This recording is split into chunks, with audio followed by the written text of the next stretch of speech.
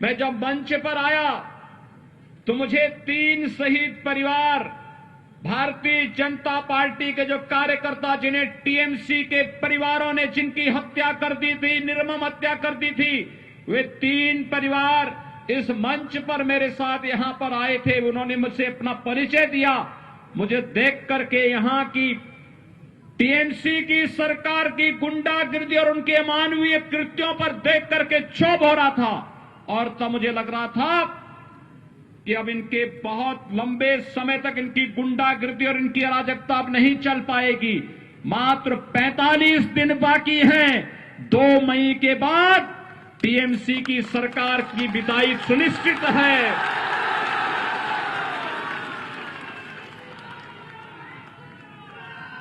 ये तीनों परिवार, मोनिका कुमार,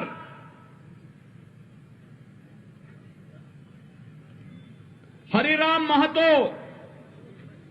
और कमीली टुडू, ये तीनों भारतीय जनता पार्टी के उन कार्यकर्ताओं के परिवार से हैं जो लोग शहीद हुए हैं।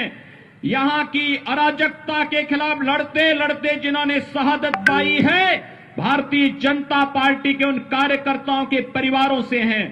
आप देख रहे होंगे मोनिका कुमार क्या उम्र है, इस उम्र में उसे विधवा बना दिया गया। ये टीएमसी के गुंडे एक कानून को नहीं मानते। और याद करना, 2 मई के बाद जब भारतीय जनता पार्टी की सरकार आएगी तो इन गुंडों को चुन चुन करके सजा दिलवाई जाएगी।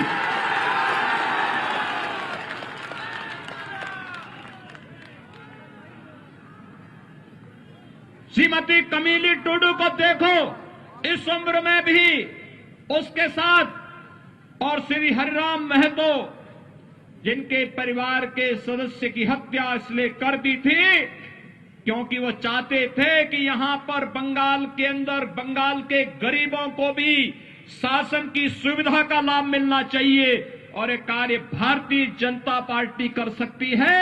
इसलिए टीएमसी के गुंडों ने उनकी निर्मम हत्या कर दी थी। भाइयों बहनों, यह अराजकता बहुत दिनों तक नहीं चलेगी और इसीलिए आज आप सबका आह्वान करने के लिए मैं आया हूं। याद करिए 2019 में भी मैं यहां आया था और पुरुलिया में तब मेरे कार्यक्रम को यहां की मुख्यमंत्री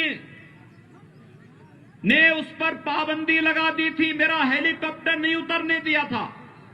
और तब मैंने झारखंड में हेलीकॉप्टर उतार करके 35 किलोमीटर सड़क मार्ग से मैं यहां आया था और तब भी मैंने आपके उत्साह को देखा था और उस उत्साह के लिए आपका अभिनंदन करने के लिए आज मैं यहां पर आया हूं। जब बंगाल में चुनाव प्रचार का शुभारंभ करना था तो मैंने कहा पुरुलिया से ही करूंगा।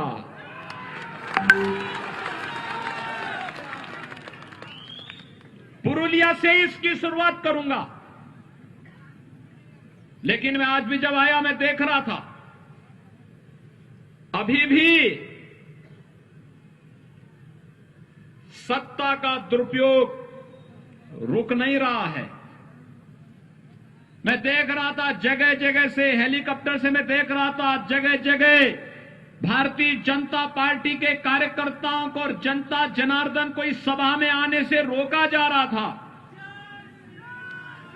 लेकिन जब मुझे कार्यकर्ताओं ने कहा कि यहां तो अभी सभा में भीड़ ही नहीं हो पाएगी, मैंने कहा चिंता मत करिए, मेरे पहुंचते ही भारतीय जनता पार्टी का बहादुर कार्यकर्ता सारे बंधनों को तोड़ करके सभा स्थल पर पहुंचेगा और आज एक बार फिर से आपने साबित कर दिया है हर प्रकार के अन्याय और अत्याचार के खिलाफ आप लोग लड़ते हुए अपनी मंजिल को प्राप्त करेंगे, इसमें कोई संदेह नहीं होना चाहिए। और आज ये सभा उस रूप में यहां पर प्रारंभ हो रही है।